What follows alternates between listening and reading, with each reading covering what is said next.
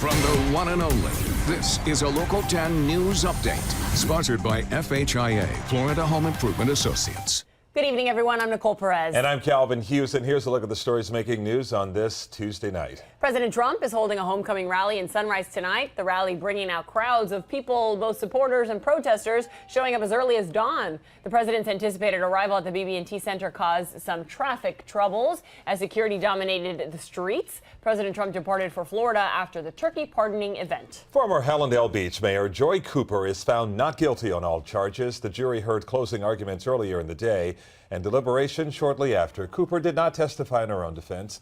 She was arrested last year on charges of official misconduct, exceeding limits on campaign contributions and soliciting contributions in a government building. 2 teenagers are dead after police say they were playing with their friend's gun. It happened in southwest Miami-Dade, where police say 14-year-old Julio Labrada and 15-year-old Jose Villarreal were visiting a friend at a home along Southwest 320th Street. That's when that friend, who was also 15 years old, grabbed a gun that discharged 1 bullet, striking both teens. Police say it may have been an accident. That teen has been arrested and charged with manslaughter. Listen to Local 10's podcast, The Florida Files, wherever you are, whenever you want. Just say, Alexa, play the Florida Files podcast. Getting the latest episode of Florida Files. Here it is from TuneIn. Previously on the Florida Files. Or just ask Siri, I want to hear the latest Florida Files podcast.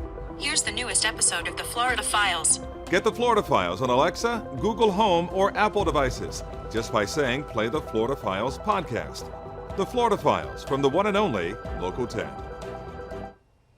An ATV crash on a busy road sends 1 person to the hospital. This happened late this afternoon along Northwest 183rd Street and 17th Avenue in Miami Gardens. We're told the ATV was being driven by a juvenile when it slammed into a car. That juvenile was airlifted to the hospital.